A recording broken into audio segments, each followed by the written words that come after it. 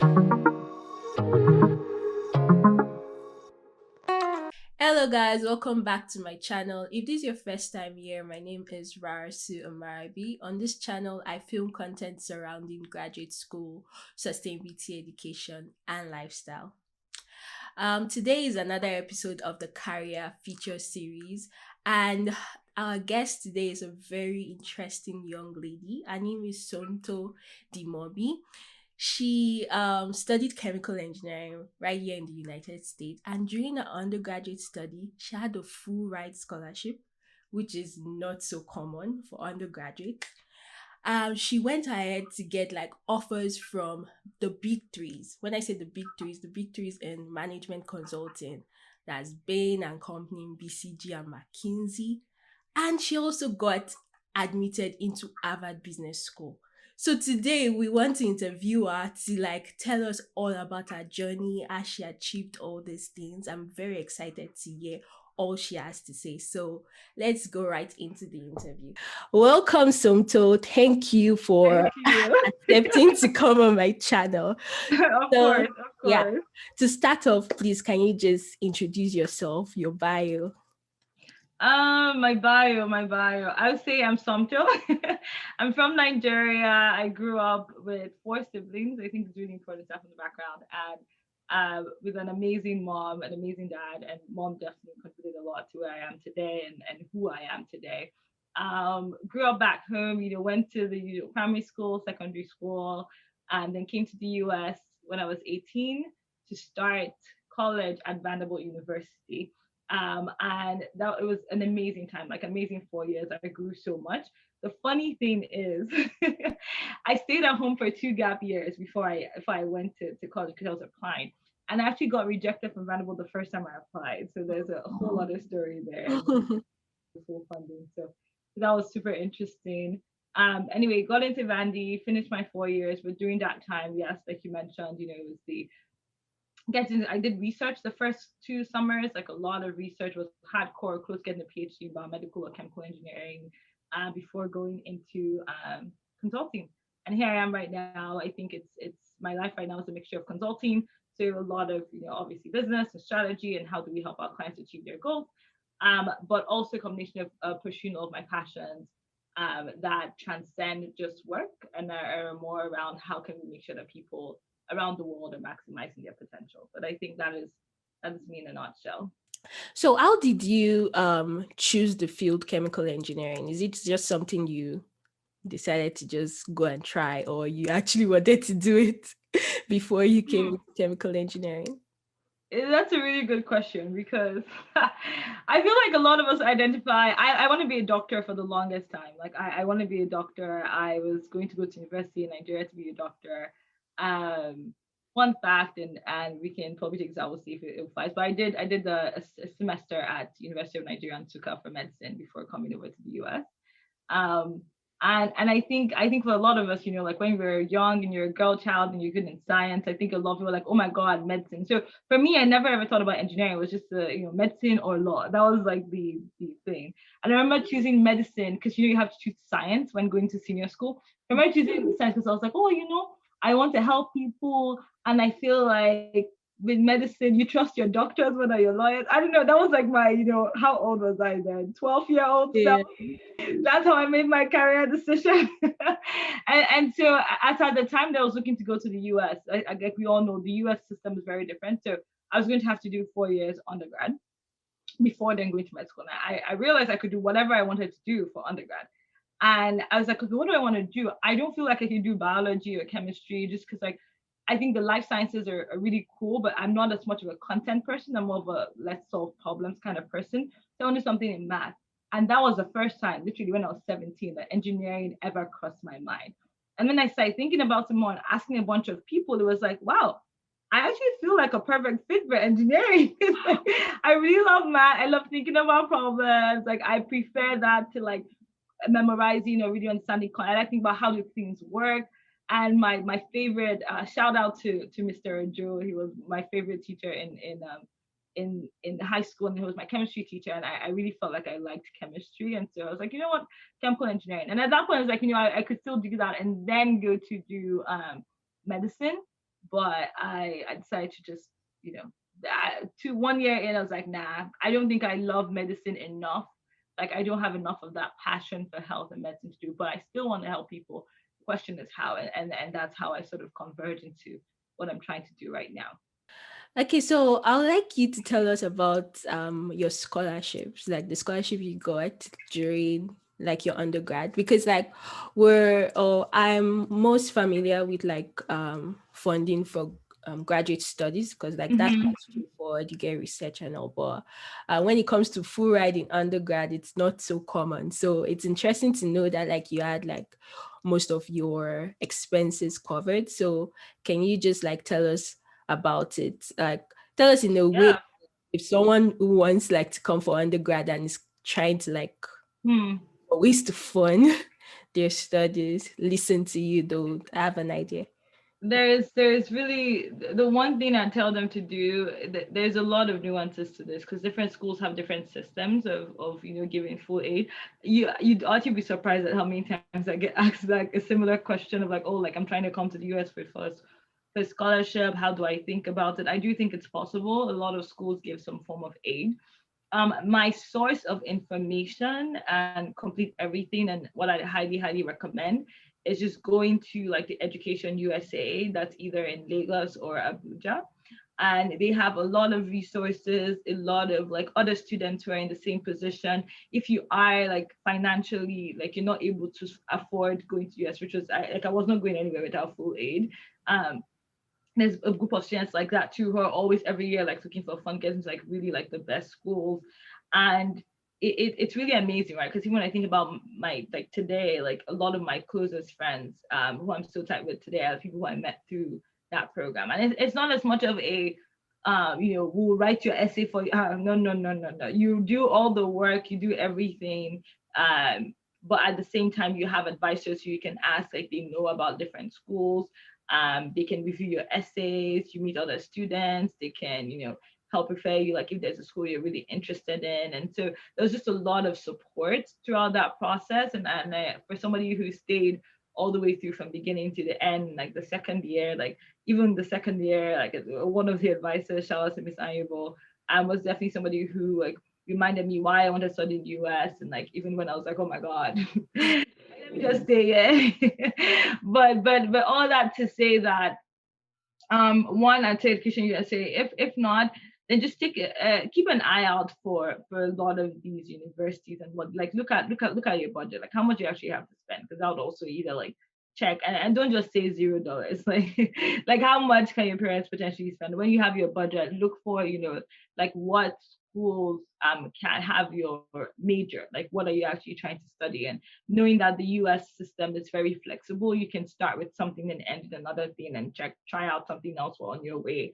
So that was also one of the big things that made me want to study in the US. And then the third thing that you'd have to do is just find those schools and see what financial aid opportunities they have. So some schools have merit aid, and some other schools like Vanderbilt and the bigger schools, they have need-based aid, but they're need blind for international students in the sense that once you are able to get in, which obviously for like the bigger schools, it's like how is your SATs, how are your WAEC results, how is your transcript, how are all those things, everything combined together, how are your essays, like what's the total package. Once you do get in, then they will fulfill your need. So you just have to get in, and then they will give you enough funding to cover what you need. So for me, that was like sort of like my entrance point, because it wasn't necessarily like a merit scholarship, but it's almost like getting to those schools to begin with is like merit, because then you have to have a lot of those like scores and things in mind, and just have a story like why are you trying to going to US study, what are you looking to achieve, and things like that. And the funny thing is, I feel like the college application process is actually a very reflective process. I don't think I thought about a lot of things outside my immediate realm before the college sort of application and like essays and like, oh, what do I actually want to do in my life, kind of situation. But yeah, Oh, nice. So I was actually also a member of Education USA, but like for yeah. graduate school. Mhm, I mhm. knew there were like undergrads, like people who wanted to like go into undergraduate studies there too, but I was not like I didn't really know like the process, like, and if Right. we were actually talking about scholarship. So like it's really interesting to know that it's kind of like No, a for similar sure. process. Oh yeah, so you went through education at USA, then you got Hmm. into Vanderbilt, and like when you were there, you could like get need-based scholarship, like you said, right? Yeah, so it came with my offer package. So when I got in, it was also like, oh, hey, you also have this amount of money. And I was like, oh my God. And actually, the funny thing is, I didn't have, at first, they didn't give me all the amount of money I needed. So I actually had to appeal and say, hey, I actually, because I applied early decision too, which is when you apply, like essentially you're bound to that school with early decision, except they don't give you like everything that you need or something along those lines. Can't remember. Don't quote me on that. But something along those lines. You're essentially bound to the school, except something else happens. It's like, hey, like uh you gave me 50K, is 70K. Where is the 20K going to come from? Because I can't see it. But they were Vanderbilt was really a really amazing institution, and the way it works for financial aid, like a lot of students are on financial aid, and they really try to make sure that no students have to take out loans. It's not part of the package. So there's a lot of like student centric sort of thought there. Let's come to internships. Okay. Yeah, so how many internships did you get like during like, or rather how many internships did you go for during your undergraduate studies? So did I actually do, you mean? Yeah. Uh, that's an interesting question. I would say one, three, two. Okay, let me just explain. I didn't do the typical internship because I was pretty much research. Like I started freshman year, winter, I started doing research in a lab. I got into this amazing program that is funded by an alum at Vanderbilt called the Cyber Research Program. And it was amazing. It was a bunch of different people who were super curious about the world, wanted to solve lots of different science problems, and we had the funding to do so. So once you get in, you're in there like throughout. So I found the lab and again had really cool teammates. Did research my first summer on just like drug delivery and think about cancer, think about like different drugs that are being produced every time, but just thinking about how that interface or interlaces with nanotechnology and like the drugs that are being produced today. And so I did that my first summer and also my second summer, just continuing the research. Actually was able to co-author a bunch of papers. And then I was like, you know what, I want to experience the corporate world. And then that's when I found about the big three and then applied, got into Bain, McKinsey and BCG, then did my summer internship before graduating. So it's like it could be two, but then technically my first two were from the same organization. So So your first two like internships were actually yeah, research. Was it in a yes. or like it was in a No, lab? it was at a lab. It was a lab, like Vanderbilt is a huge research institution. So it was in the lab at Vanderbilt, Oh, but funded by my research program called Cyber. okay, okay. So I think Yeah. we'll take the consulting as like the first main or industry based in. I love it. Yeah, I like how you put the first industry experience because Yeah. I do think that the research experience was um very foundational and like I was very close to just going for either like a PhD or like a master's right after that. Mhm. And so yeah. So like for the industry based one, Hmm. when did you get this? Like what year in your This study? was junior year first semester. Okay, junior year. Yeah, That's second year, right? that's third year. Third year. Oh, okay. So Yes, yes, yes. so did you like apply online for like these internships, or you like saw them at conferences? How did you go about like application for it? So I was doing everything. So at that point, I was, going for all the grad school fairs. I was going for all the career fairs. I was part of NESB. I remember we met there, like at one of the conferences. I was doing everything. I was trying to apply online, visiting career center. So it was just every different thing.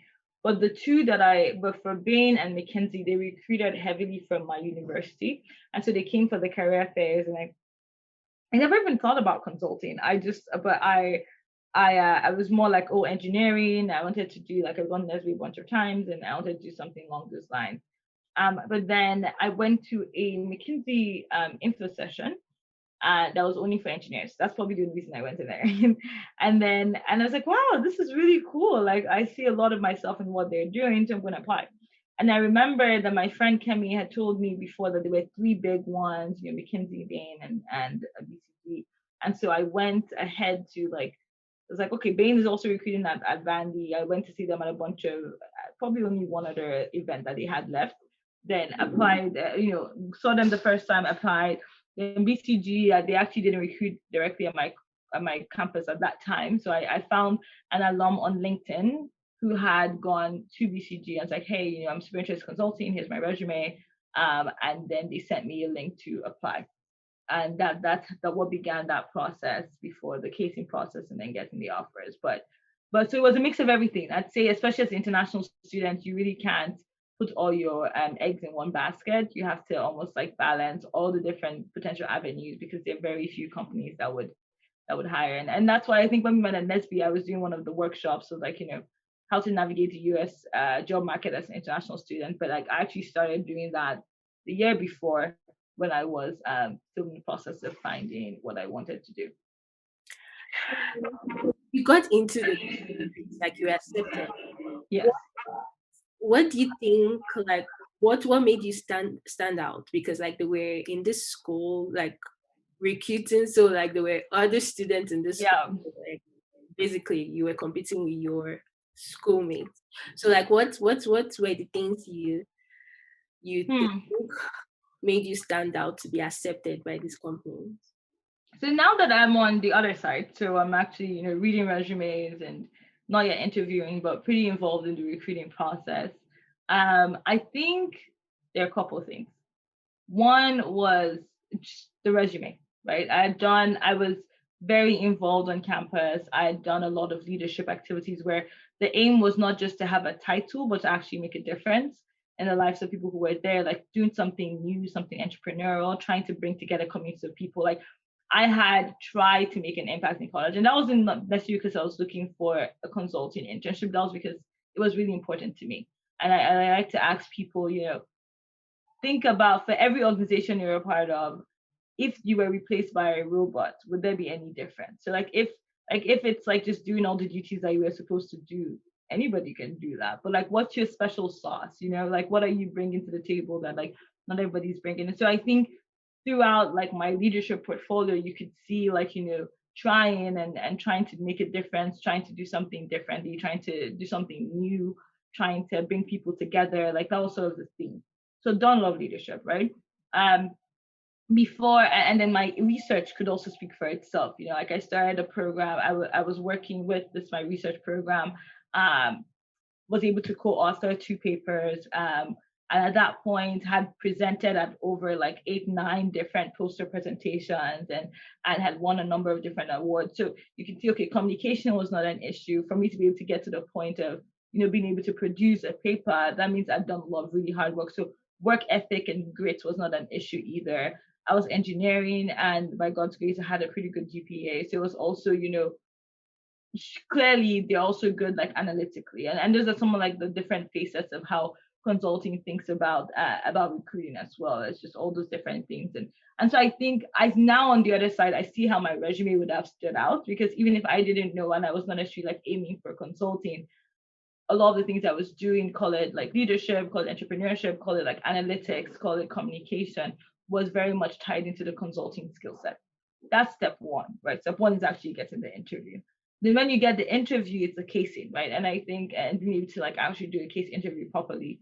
And and that was a lot of practice. Like I had a really short timeline between my first offer and like my first interview offer and when I actually got my interview or did it. And I remember telling my mother, please go at all the prayer groups, tell them to pray, because people have been studying for these case interviews for months and I'm just starting. And so just like honestly look at God, because I was able to go through and end up like getting the offers. But then it was like, okay, how good are you in the case? Because resume gets you to the interview stage. And at that point, your casing prowess gets you from first round the second round, and then the offer. So that's how I think about it. So do you think engineering education prepared you for a career in management consulting? Absolutely. And I wouldn't say prepare me for I would say prepare me for the process. I would say as engineers, we problem solve all the time. Well, like even the problem sets, I actually, after I got the offer, I was my engineering advisor. He helped me review my resume and things like that. And I was messaging him like, oh my God, it's so far. I got so far. I got so far. Because, and at the end, I was like, thank you. Because I remember thermodynamics class and how we came to the class and Dr. Libinus, that's his name. He was like, all of you don't know how to problem solve at this point. What you've been doing is like plugging and chugging formulas. Like this class would teach you, and it was like boot camp, right? First exam, completely failed that one. I was like, anyway. And then I had to change my learning style. I had to do something differently. I had to like go to office hours more and figure out how to get this done. But essentially, the grill of like thinking about, because if you think about the casing process, right? The casing process is I have a problem. How can I solve it? So you write down your structure. Think about structure as your formula. It's like, okay, I see this problem. I really don't know how to solve it, but I know that it has enthalpy in it. So I'm going to write down the formula for enthalpy. Okay, there's also entropy. So how can I put the two together? And that's almost like that, even though it's a different kind of problem, your brain is already used to those rhythms of, okay, now plugging what I know, what don't I know, how do I look for it, how do I exclude, and then get to the answer. And so I do think engineering helps for the fact that like it's super rigorous and it just pushes you to think, to work longer hours than anybody else. So the grit is also like sharpened there. But at the same time, the rhythms of problem solving are ingrained in your brain with engineering. So I definitely credit the engineering degree quite a bit for just allowing me like scale through the process really quickly because it was a really short timeline from the interview offer date to the actual interviews themselves. Okay. So, what would you tell like international students here in the United States to look out for when applying to like companies in general? Honestly, I know the struggle, right? It's not when you say look out for, do you mean like characteristics of the company that you'll be looking into? So, do you Or just apply randomly? my sister. It's a sad dog life, but I'm honestly like obviously you want to make sure that the companies that you're applying to aren't going against the grain of what you believe in, and that there's companies that you can actually stand for. I actually remember a friend of mine was saying that he turned down an offer because he just couldn't. And two friends, they were just like, I don't like the culture, I don't like this place, I'm not gonna work here. But I'd say like get the offer first, and then you can decide. So I'd honestly say, especially as an international student, like broaden your search and don't be super, because you have to be practical as well, right? It's like, because even when I was applying to companies here, then I was also working with some of my professors and like some mentors that they introduced me to look for offers back home in like all the companies. So like I was doing everything, like all avenues were not closed. I say have your plan A, plan B, plan C, plan D. And like if I was going to end up going to like grad school, then fine. And I know how I'm going to come back again. But grad school was also pretty interesting to me. Was it going to be Nigeria?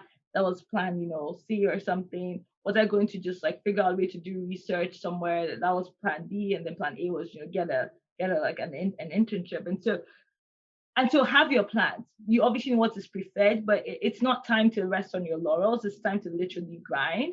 And I'd say the sooner you can get to that grinding, the better. There are a lot of like programs, freshman year programs, sophomore year programs that are like the funnel for you to get in. And so find them. Like literally from when you land on school, you have a mission. You're here to have fun as well, but have a mission. But you know what I mean? And so I think definitely like be thinking about what do I wanted to be doing, because I realized like midway through the consulting that's all I wanted to do to start out, because I actually wasn't thinking like I would have liked the engineering role as much, because I wanted to solve other kind of problems. So be thinking about that, but at the same time widen your laurels. Like there are a lot of paths to get to your destination. You can take the longer one, you can take the shorter one, but But as long as you're remaining reflective of like, what do I actually want to do? Like, what is my purpose on this earth? And I think being very purpose driven is very important, and then figure out a way to make it work. And just know it's going to be hard. It's going to be really hard. It's going to be hard. But hopefully you have a good group of people surrounding you who support you. I think support systems are heavily underrated. Like, you need people to support you and people who you're also supporting. And so, and you get through it, and hopefully you have God as well. Yeah. So you went to Harvard Business School. That's a big one. So before we actually talk about how you got in, what was the motivation? Like, why did you even start applying in the first place? Hmm. Harvard Business School. When did you? Why did I start applying? Yeah. So as at that point, like I said, I was thinking about a lot of different things, and I'd gone to consulting and done it. And at that point, I think my mind was just very open. It's like there's just so much that we need to do in this world, specifically in Nigeria. Like, I'm passionate about Nigeria and all the things that we need to get done. And especially in the area of human potential. Like, I strongly believe that human potential is the most important thing. And if every single human being in Nigeria was living up to their full potential, we wouldn't be where we are today. And you can define that in whatever way, like whether it's full potential as far as happiness, full potential as income, like, well, however way you define it. If everybody was, and a lot of it is not people's faults. There's some of it that is, but a lot of it is that there's so much that we could be doing. So for me, like, that is my North Star. Like, I'm really trying to answer the question of how do we at a large scale ensure that every single person in Nigeria is able to maximize their potential. Then we can roll it out to other countries and here and things, because there are a lot of people. If I could make it the world, I would, but like, obviously you have to start from somewhere. Um in a scalable way.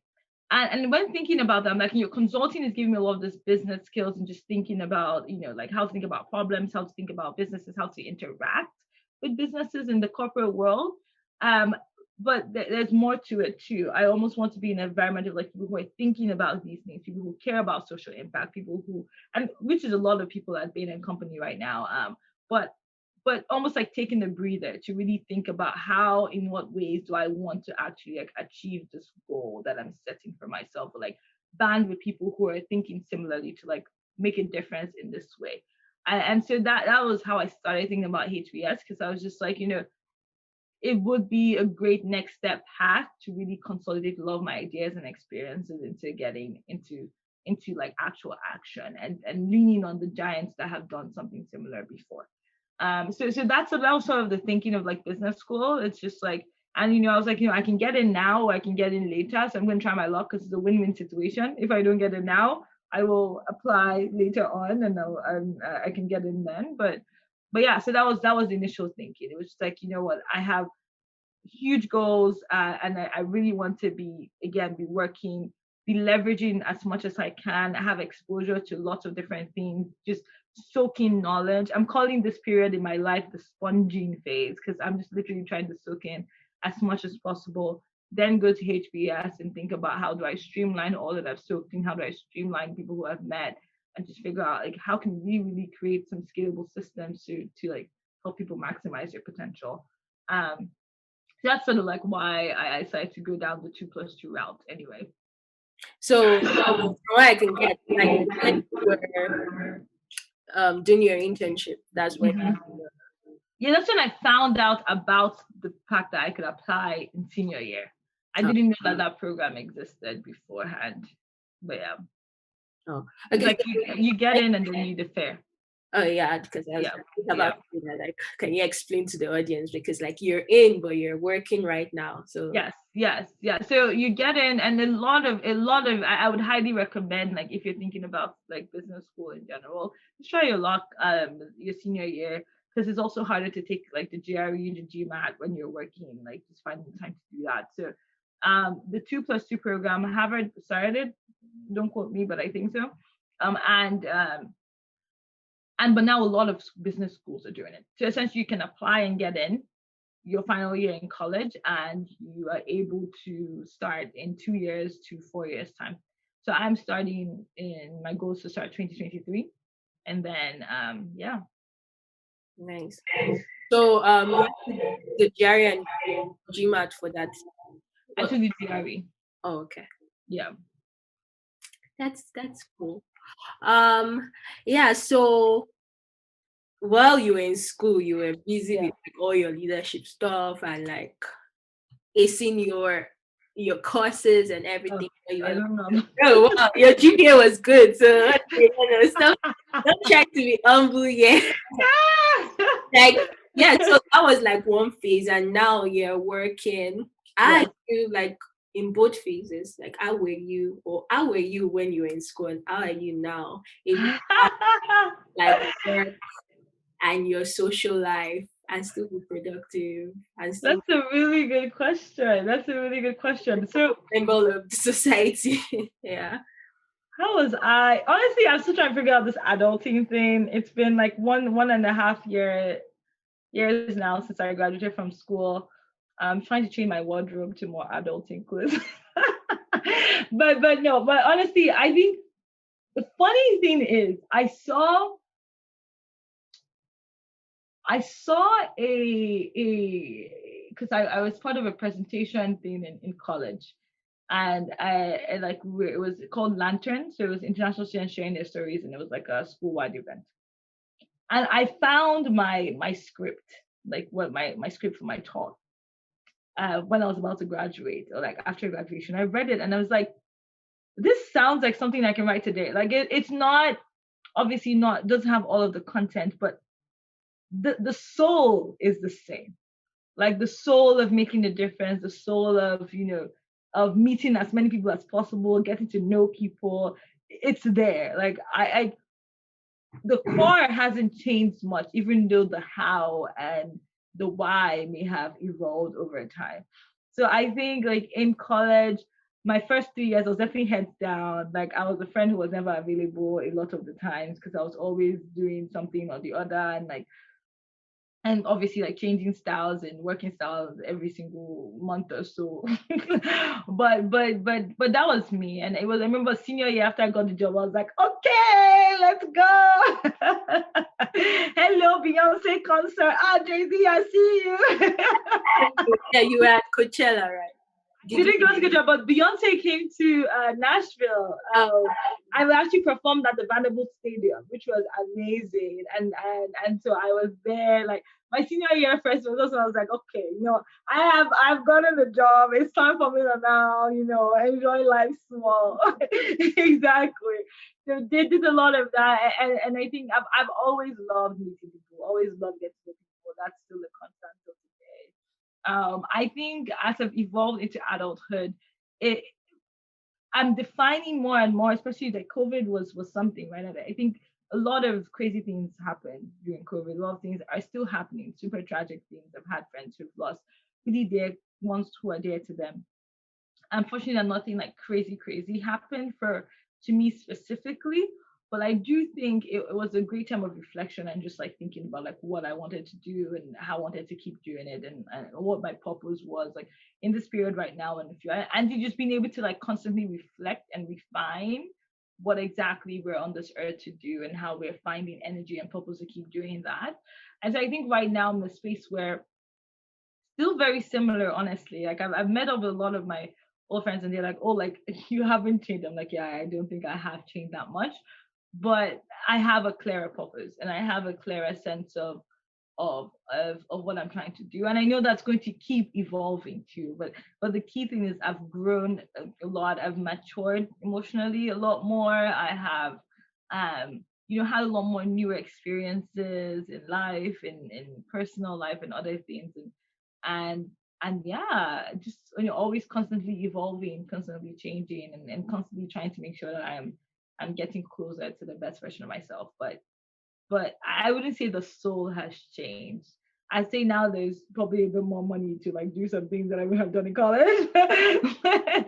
But the core of it remains largely the same. You graduated in 2019, so it's been like 2 years. Yeah, it's like a year and a half. Oh yeah. It's Nice. like now I'm like I'm 23. I'm an actual, how aunties used to come to the house when we were younger and they were like, 23, 25. And you're like, I'm like, wow, I'm 23. I'm a legit adult. Yeah, yeah. like what advice would you give to anyone who wants to build or like current students who want to build a career in management consulting?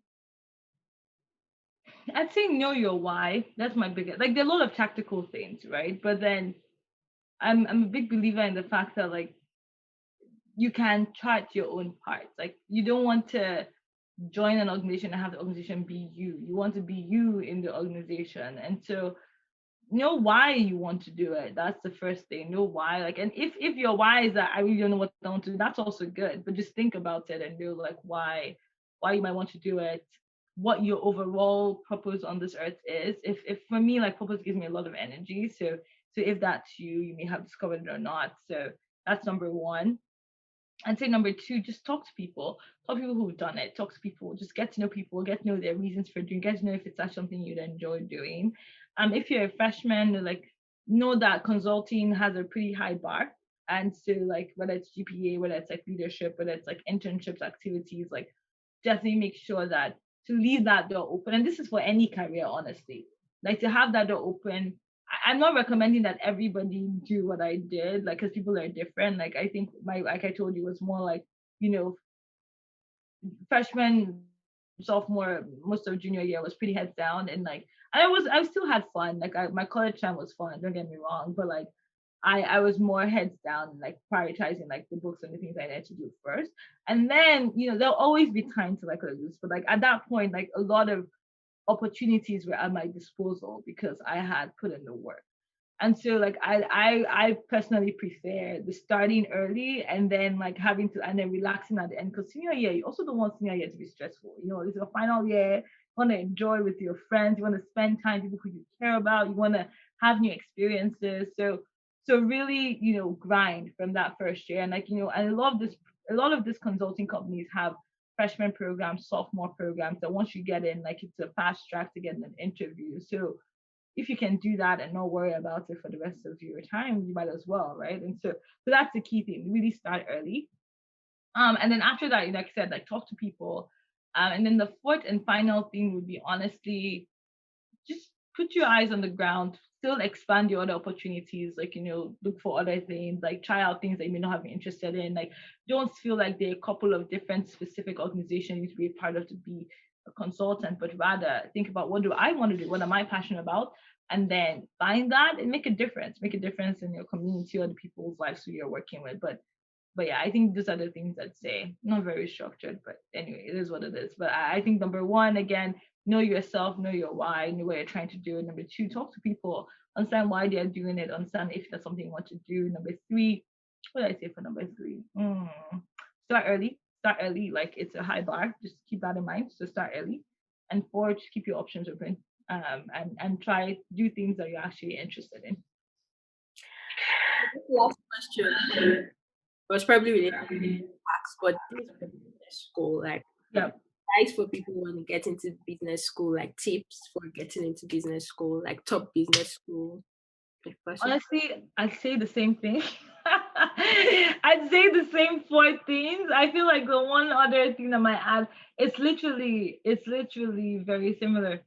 It's very similar. Start early, um, talk to people, know why you want to do it. And even if you didn't know why, when you're writing your personal like statement, like you don't have to know why anyway. So it just helps if you've been thinking about it before. And just see like, what excites you. Like what difference you want to make on like when they call your name at the end of time, like what difference do you want? When do you want to have be able to beat your chest and say, I did that, or I helped do that, and just chart your path towards it. And it's just able to tell like a compelling story around like why you want to do why you want to go to business school. It doesn't have to be social impact because you want to start something that's going to be at the front edge of technology. It could be whatever it is, but just make sure it's tied to who you really are. And that just needs some reflection to get to that point. Thank you. Thank you very much. Of course, of course, of course. And sharing your journey with us. Where when I say us, I mean me and my audience on my YouTube. Your fans, hey, the Jennifer fans.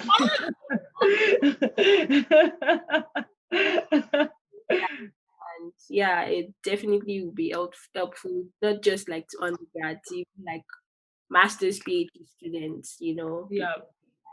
So thank you very much. I hope your journey is smoothly. Amen. Yeah, Amen. I want to talk to you again when you're like in Harvard Business School to like. Amen. Yeah, always down, always down. I'll keep it real. Tell you what's actually going on. But yeah. So yeah, I'd like to leave your like contacts in the description box. So I think LinkedIn is the best way to contact me. So yeah, just LinkedIn message and we'll go from there. Um, So yeah, I'm going to leave our LinkedIn down in the description box if you want to reach out to her for anything concerning like all we just talked about. You could go to LinkedIn and send her a message. So thank you. yeah. And on LinkedIn, just say if you were reaching out because of this video, definitely say that because I'll be like, okay, let me answer this one first. But yeah. Yeah. So thank you. All right, take care.